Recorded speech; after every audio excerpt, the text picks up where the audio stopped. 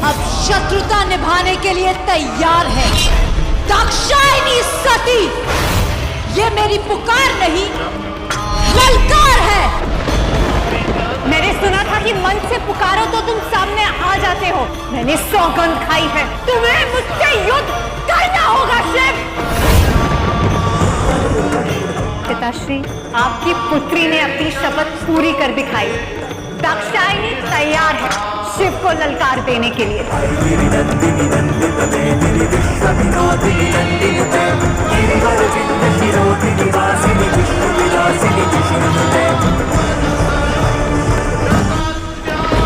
मेरी सभा में ये प्रतिबंधित पत्थर लाने का दुस्साहस किसने किया?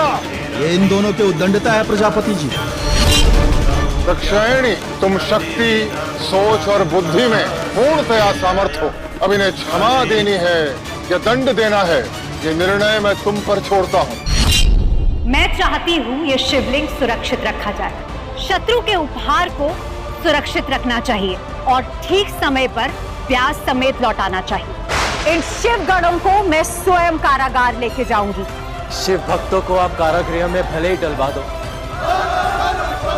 पर उनके मन से शिव को बाहर कैसे निकालोगे?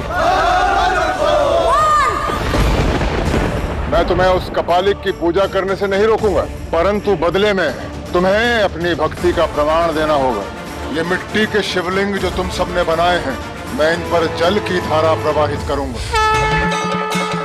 और यदि इनमें से एक भी शेष रहा तो मैं सबको मुक्त कर दूंगा। परंतु यदि ये शिवलिंग बह गए तो तुम्हें सदैव के लिए शिव की भक्ति छोड़नी होगी, या फिर आजीवन कारागार में अपनी मृत्यु की प्रतीक्षा करनी होगी।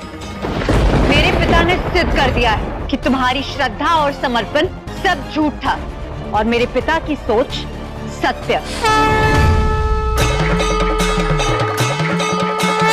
महादेव महाकाल सदाशिव महान शक्ति स्वरूप शिवा, प्रकृति स्वयं है समाहित जिनमें स्वयं सृष्टि प्रारूप शिवा। शतकोटि नमन हर हर शंभो, शतकोटि नमन हर हर शंभो।